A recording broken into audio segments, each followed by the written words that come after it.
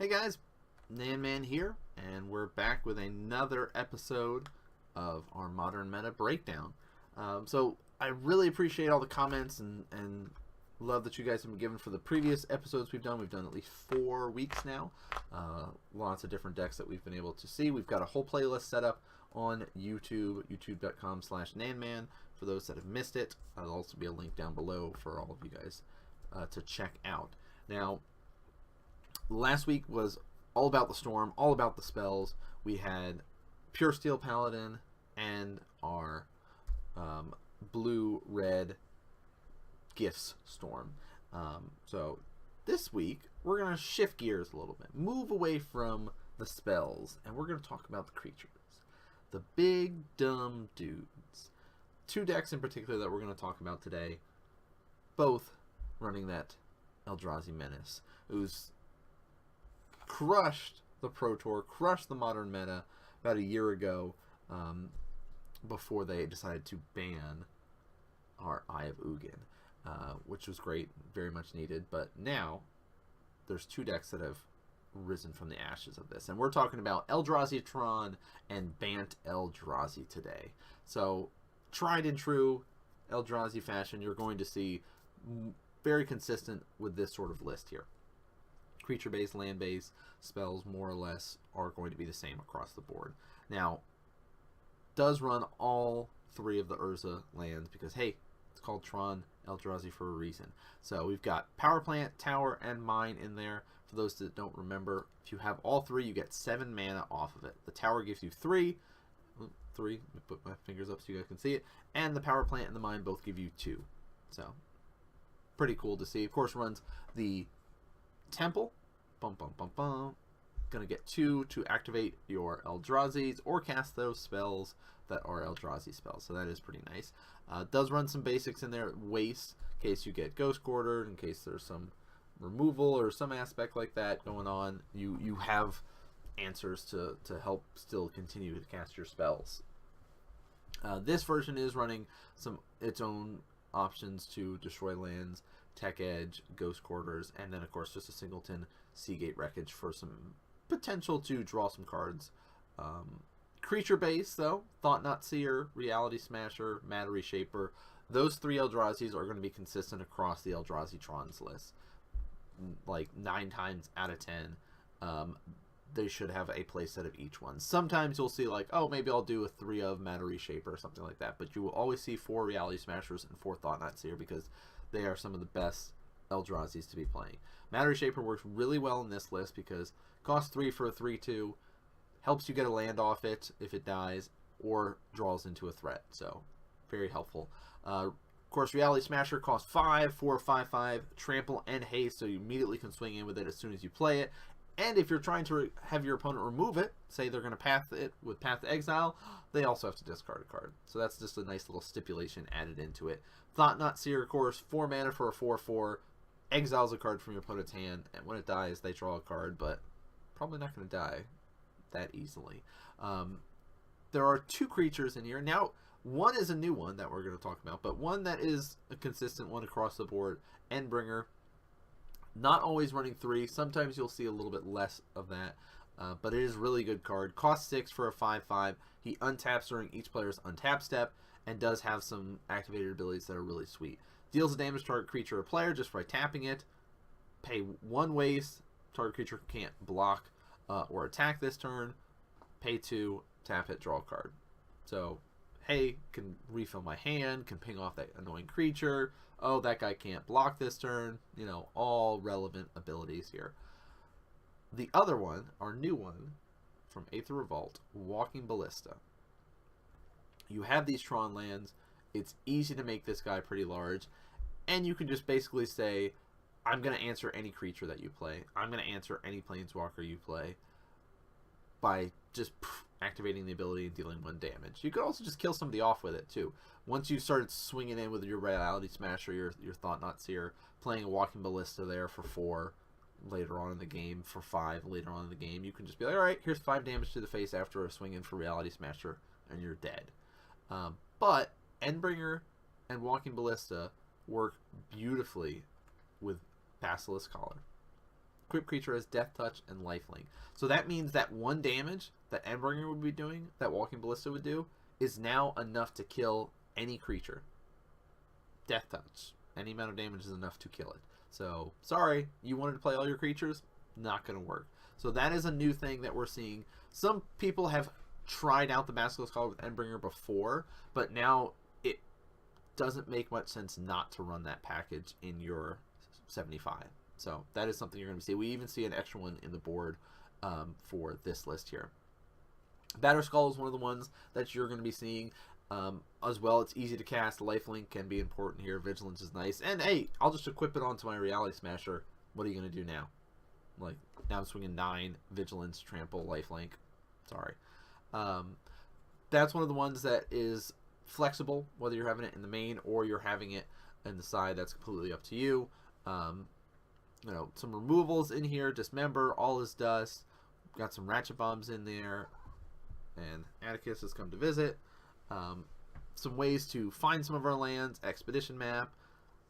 Mind Stone, we see some of our lists that are running. Of course, you can get basically colorless mana off it, or just draw a card later on. So again, just helping you out in that regard. Relic, kind of dealing with those graveyard effects, as well as having that ability to draw a card. So those are, again, consistent stuff that you're going to see on a lot of lists. Sideboards can be tiered towards your meta kind of thing. A lot of artifact stuff that you're going to want to see. Chalice of the Void is one of those sweet cards that can be run in a lot of different lists. This list, of course, is running for them sideboard, but we've seen a lot that are running main board. And we're going to talk about our next one that is opting for them in the main board. You see a lot less spells in the main board for this list in particular. And this is also one of the lists that is trying out Planeswalkers. Now, I've seen some that do like a combination of both, running All Is Dust and stuff like that, and running Ulamog, some bigger creatures in there, and not opting for any Planeswalkers. They feel that they don't need them in there. They can run Batterskulls and things like that instead. So this is one of those lists that's kind of like a hybrid between those. Again, running Walking Ballista, running the Endbringers there, not opting for the Basilisk Collar for this, but I do think that it is something that you should consider. If you're going to be running this sort of style, that's where you need to go. Again, the play set that we'd expect to see, Thought Knot, Reality Smasher, and Matter Reshaper. But this is Singleton Ulamog, and it is running that Singleton Sanctum of Ugin again, just to be like, alright, well, I have these cards, I have these Ugins, maybe I'll just go find an Ulamog to just end the game if they don't. But these are just extra ways to help out, have some more interactions with your opponents, being able to single target things down with this.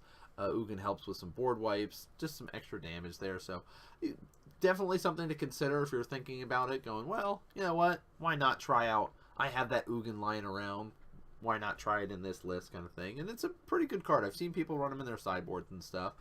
But you should be running the Ghost Quarters in yours, and if you have access to a Crucible of Worlds, I would recommend picking it up, playing it in the sideboard for this, because it's nice to have that extra interactions against kind of the mirror matchups, or if you're playing against regular Tron. And a lot of these 3-color decks are not having very many basics, so if you can just keep them off of their lands, it works out really well.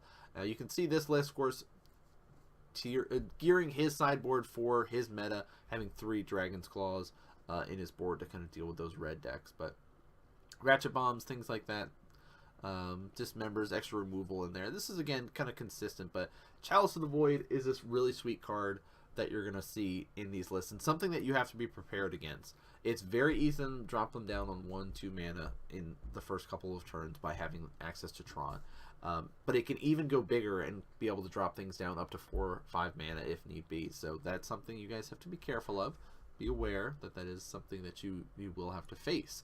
Now this is kind of, again, like that hybrid we were talking about here, having that Planeswalkers access into it. Karn's in his list, going to be running the normal play set. 3 Endbringer, 4 Walking Ballista, because it does have that Basilisk Collar in the main there. All Is Dust, another great sweeper to have. Does not work against other Eldrazi. Does not work against any artifact creatures. So, sorry. Anything else, yeah, works out great. So, something to consider there. But, we do see, again, the Basilisk Collar. I think if you're going to run the Eldrazi Tron, you need to be running Basilisk Collar now. It just makes perfect sense to just kill off all creatures thing. And this is our player opting for the Ulamog in the sideboard, but does have that option to bring it in if need be. So, you know, Ratchet Bomb's a sweet one that you're going to be seeing in these sort of lists here.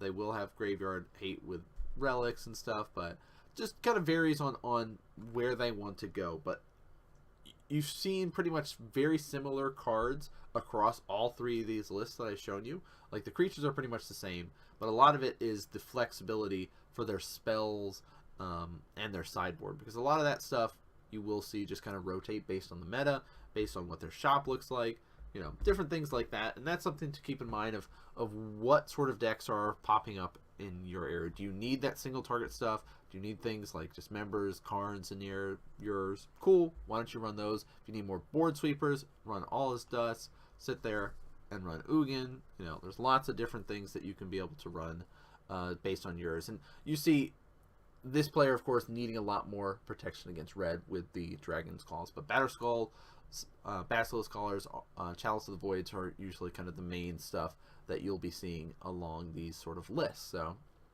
be aware that they are very tough to deal with as a creature-based deck, because it's got this hate built into it.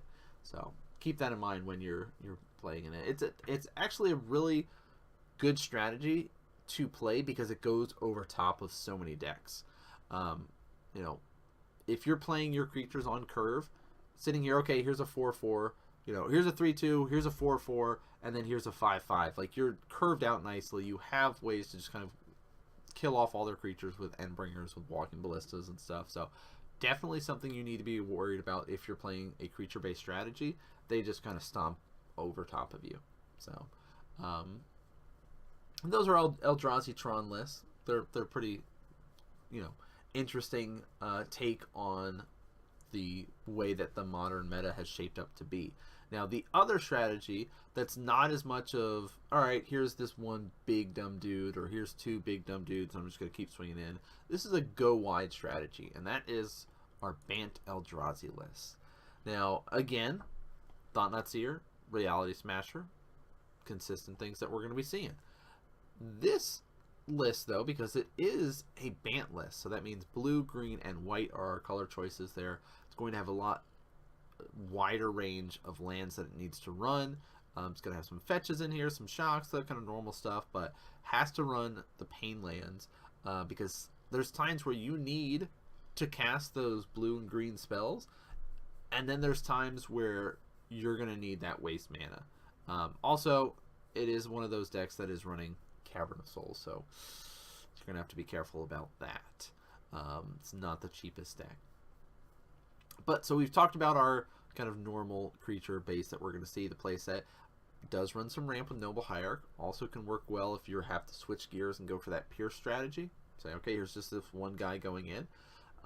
Does have some evasion added into it because it runs our Sky Spawners here. Of course, 2/1.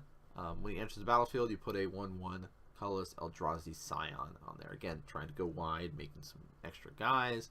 And it's a 2/1 flyer. So that is nice. Could be swinging in for 3 every turn with a flyer if you have that Noble out.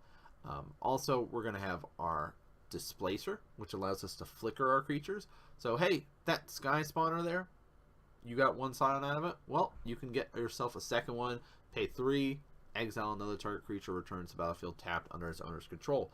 Also can work if your opponent moves to combat and going to be attacking.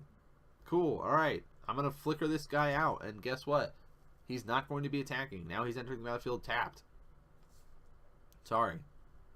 Drowner of Hope is our big guy that you'll see. Some lists go bigger than him, but for the most part, that's the consistent way that you'll see a lot of our Bant Eldrazi's lists go for. 6 mana, 5/5, makes 2 Scions off of him, and then you can sack one of those and tap a target creature. So, again, having your Sky Spawner, having your Drowner of Hope, and having your Displacer, you can just blanket the board and just tap everything down and swing in and kill somebody. So that's the nice aspect of it. Can go wide. You can just be like, all right, now I'm going to just sit here and flicker this Drowner of Hope, make more tokens, pass turn, tap your dudes, okay? flicker it again, make more tokens. Just sit there and build up until you feel comfortable enough to go, okay, well, now I've got 2 more Reality Smashers on the board. Let's just go and kill them. So there are those aspects. Now, the advantage to going for the Bant list, besides this sort of go wide strategy, are the spells that it has access to. Engineered Explosives is a kind of consistent card you'll see in these sort of lists because, again, you have access to multiple colors of mana, which it needs for that Sunburst. So it does have that to kind of be aware of. That it does well against those kind of go wide strategies as well. Because, hey, if you're playing tokens, you're playing fish, you're playing affinity, cool, I'm going to blow up all your stuff. Now, this Engineer Explosive is nice against affinity where all is dust and things like that do not hit. Again, it does have some ability to draw cards, has some graveyard hate in there. Some lists do run the Talisman, some extra mana, ram, things like that, but these are the 2 big ones to run Bant. Do you like Path to Exile? Sweet. Do you like having Ancient Stirrings and being able to find up a land, find up one of your creatures that you need? Because, again, all of your Eldrazi are devoid, so they have no color, so Ancient Stirrings does find those. Another thing that it can run is access to white, blue, and green in the sideboard. So things like Worship is in there, Blessed Alliance we'll see, Stony Silence, Rest in Peace, Thrag's Tusk. We've seen Negates, Disdainful Strokes, lots of different cards that were not available with the Eldrazi Tron, which is just straightforward. Here's my colorless stuff. Here's my big dumb dudes. That's what I've got. So that's a nice little aspect if you want to go for a more control-y route, if you will, for playing a creature deck. So here's a couple other lists to talk about. Does have access to some single target if need be. Very consistent again with the creature base that it's going to be running, having that flicker effect. But did want to talk a little bit about some of the cards that you have that are flex that you can go. Stubborn Denial is definitely something to be scared of because it's very easy for these decks to have Ferocious, because Thought Knot, Reality Smasher, and Drowner of Hope all are 4 or greater power. So very easy to just say, okay, here's 1 blue, and I'm going to counter target non-creature spell. Easy. Basically, a way to kind of interact with the mirror if you're playing against a lot of decks that are running non-creature spells. Pretty much every deck out there. Some, artifact removal here, Hurkyl's Recall. So again, you can tweak your decks based on the meta that you're running into. So, do have another aspect. This one is a little bit of a mana ramp strategy. You'll see like some variants on our number of lands that our players are running, like 22, 23. Usually it'll be around this time, but this list in particular I wanted to highlight because it is running not only Noble, which is, again, you're going to be wanting to run it if you're running Bant Eldrazi, but it is also running Elder Deep Fiend, which is a really cool card in here. Again, one of the ways that it can win is by making a bunch of guys and tapping down your stuff. You can also tap down stuff with your Displacer, so you like that tap effects. Here's just another one. Cost 8 mana for a 5/6 with Flash. You can also emerge it for 7 if you pay 5 and 2 blue. So that's pretty nice. You have to sack a creature when you do the emerge cost. Hey, guess what? If you're making all these Scions, it's easy to do that. Now, when you cast him, you tap up to 4 target permanents. So that could be lands, it could be creatures, whatever. So you can say, well, it's your end step. On your end step, I'm going to flash in this Elder Deep Fiend, and then I'm going to tap down your 2 creatures and your 2 lands that you've been keeping up. And then I'm going to swing in and I'm going to kill you during my turn. So it's running 2 in that list there. You see it only running 3 Drowner of Hope for this. So a little bit of different. Also running a Singleton Talisman. Again, we're talking about the ramp, Birds, Noble, Talisman to help you out. This list is also running 2 Blessed Alliance in the main board. Again, having that flexibility to run these awesome white cards based on what the meta is like. If you're like, well, I'm playing a lot of Death Shadow or something like that, I need extra ways to deal with it because that's a tough deck. Now, if I'm playing against kind of the normal Jund, normal Abzan, I don't have that much problem, but, well, you could just kill me straight up with a single Death Shadow. If I've been using all my paths and all my spells against your Goyfs and stuff like that, and you've been stripping away my creatures from my hand, well, I need just an extra thing, and that's a great way to do it. Blessed Alliance also has some access to some life gain, and you can untap some of your creatures. So if you swing in and you're low on life and you want to try to, you know, have a gotcha moment kind of thing, and they're swinging in with a lot of guys, you can untap your guys and do some blocks and stuff like that.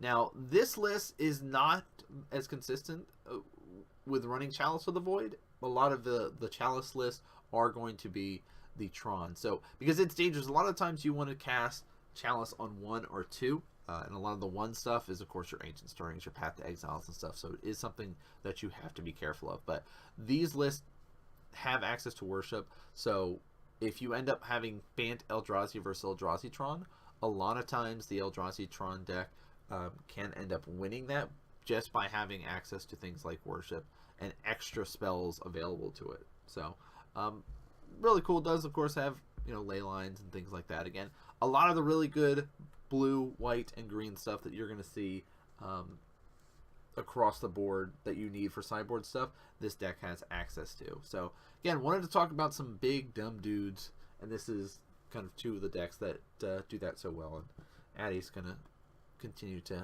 hang out and whack me with his tail here. So I hope you guys have been enjoying these modern meta breakdowns. This is, of course, week number 5. We're going to be bouncing around. Again, there's so many more decks to talk about in the modern meta. Let me know if there's other ones that you'd like to see. We've been going through quite a bit. There's a whole playlist set up for it now for 4 weeks. Like I said, we've been doing this. We have a lot of other projects that we've been working on with Modern Magic Mondays. Every Monday, 6:30 p.m. Eastern, over at twitch.tv/Modern Magic Mondays. You can also check out the YouTube for all past and previous VODs that you guys might have missed over this period. We have a podcast now that is set up on iTunes and SoundCloud. Just simply search Modern Magic Mondays. We did one about Modern Master 2017. We're also going to be doing some draft videos and stuff like that soon, so you guys can check those out. But if you guys enjoyed this, make sure you're subscribed and hit the follows, all that kind of good stuff. And I'll see you guys next game.